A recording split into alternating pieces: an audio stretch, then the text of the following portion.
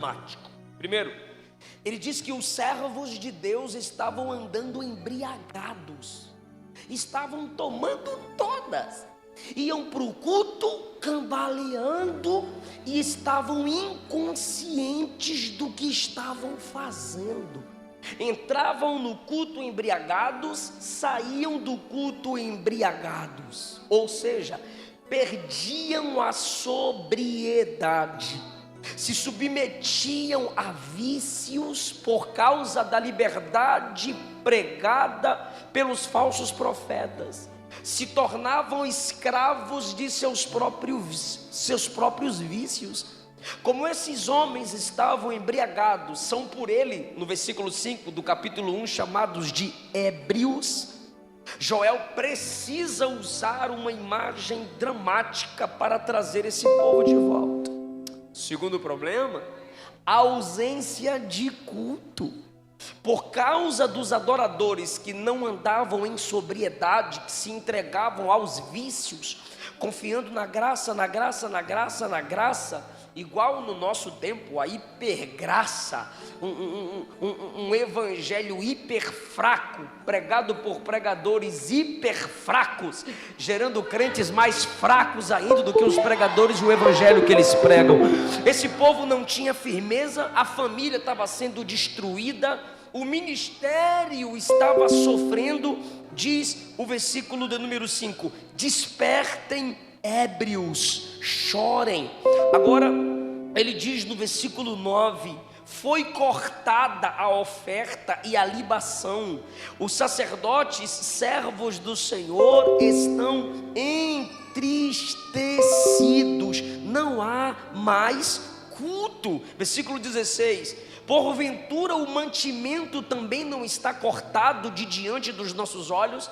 Não tinha mais mantimento na casa de Deus para o sacerdócio.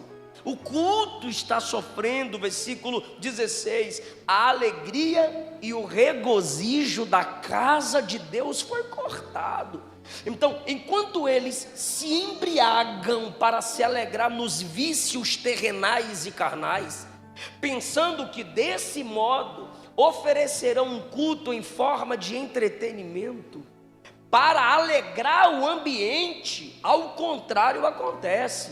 O culto é cortado, a verdadeira alegria na presença de Deus é cortada, e os sacerdotes, que representam o dirigente do culto, o pastor local, que deseja ver aqueles a quem eles lideram cultuando, diz o texto no capítulo 1, estão entristecidos. Ou seja, por causa da falta de desejo dos homens de cultuar, vamos cortar o culto, porque as pessoas não estão vindo, não teremos mais culto. Porque os crentes chegam atrasados, vamos atrasar a hora do culto. Porque as pessoas não gostam de palavra, vamos diminuir o tempo da pregação. Porque as pessoas não gostam de bibliologia nem cristocentrismo nas músicas, vamos fazer músicas antropocêntricas e mercadológicas. Qual foi a solução na cabeça daqueles homens? Se as pessoas não estão comprometidas com o culto bíblico, com o culto que glorifica a Deus, vamos então diminuindo o culto aos poucos. As ofertas de libação, oferta líquida, as ofertas de manjares, alimentos que se davam, se alegravam diante de Deus em comunhão, foi cortando tudo. Resultado, acabou o culto. E o que a gente tem? Cada um na sua casa. Eu sou igreja, eu culto dentro de casa. Eu não preciso ir para o templo. Eu não preciso ficar lá ouvindo o sacerdote pregar. Por quê? Porque eu sou meu pastor e nada me faltará. E se eu pecar, eu confesso para mim. E como é que eu me batizo? Eu me meto dentro do rio e batizo eu. E como é que eu me consagro? Eu coloco óleo de peroba na minha cara. E se eu tiver que excluir alguém, eu mesmo bloqueio no WhatsApp e no Facebook. Porque irmão, a proibição do culto, porque os falsos se sentiam superiores aos outros. Eu acho interessante esse negócio de desigrejado, irmão, porque todos os problemas que há nas igrejas hoje houveram nas igrejas do Novo Testamento. Por isso as cartas foram escritas, para corrigir os problemas e os excessos na igreja. A solução não é proibir o culto, é consertar o culto. A solução não é você deixar de congregar, é você olhar para si mesma, para si mesmo e dizer assim: eu não sou melhor do que Jesus. Por quê? Porque todo culto que Jesus ia, sinagoga ou templo, tinha gente problemática. Todo culto, vou repetir, para não falar que eu estou ofendendo sem base bíblica. Todo culto que Jesus ia, tinha gente problemática, sim ou não? Sim. Segundo, todo culto, a maioria ou muitos cultos que Jesus ia, tinha até demônio, sim ou não? Interessante, Jesus vai para o culto, tem demônio. Aí Jesus chega no culto, tu não vem. Tu tá pior que demônio, irmão.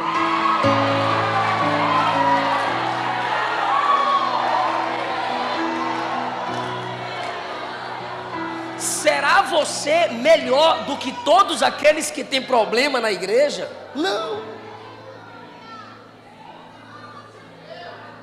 Só que interessante é que demônio no culto Jesus expulsa. E o crente fraco no culto? Jesus renova. E o crente caído no culto? Jesus levanta. E o crente que está querendo desviar do culto? Jesus segura na mão dele. Vem para o culto, irmão.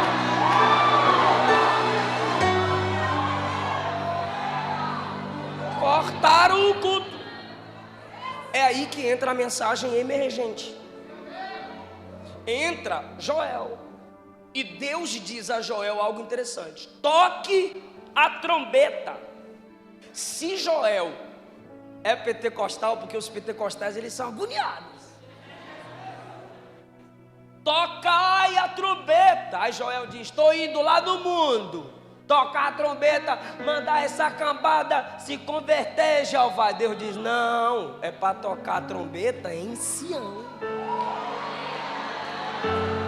Senhor, mas tocar a trombeta é para quem está dormindo. Por isso mesmo, eu não tenho compromisso com ímpio. Ímpio não tem que ser avivado. Ímpio tem que ser salvo, se arrepender. E crente tem que ser avivado. Crente tem que ser despertado. A trombeta é para tocar em Sião. Tocai a trombeta em Sião. 2 vezes. Versículo 15. Tocai a trombeta em Sião. Quando a trombeta é tocada, ela tem um alcance de longa distância. Um som que tem alcance de longa distância. Tocai a trombeta. Desperta os que estão perto e aqueles que estão longe de você, Joel. Desperta esse povo. Eles estão tomando todas. Eles estão aí, só tomando e se esquecendo de me oferecer um culto racional. Toca a trombeta, porque os sacerdotes estão tristes, porque está faltando gente no culto. Cada um está levando o estilo de vida que quer, fora da comunhão. Toca a trombeta em Sião, porque eu tenho um despertamento para esse povo. Então Joel vai chamar sua mensagem de trombeta tocada. E se toca a trombeta para o despertamento de um exército. Mas que exército? Tanto o povo de Deus, quanto a chegada do juízo de Deus. Presta bem atenção nisso. Como o povo está dormindo espiritualmente, e Deus quer despertá-los, Deus quer incomodá-los. Se tem uma coisa, eu ouso dizer, que Deus é especialista, em nos incomodar. É sério. No dia que tu estiver relaxado, ai, Deus me ama, Ele diz assim: eu vou provar que eu te amo. Como? Espinho.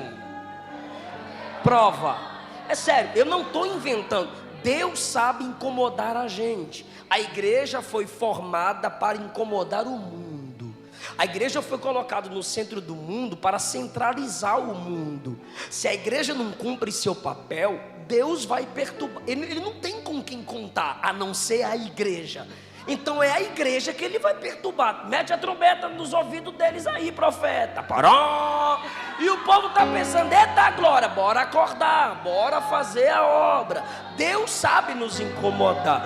E a mensagem que incomoda é sempre a mensagem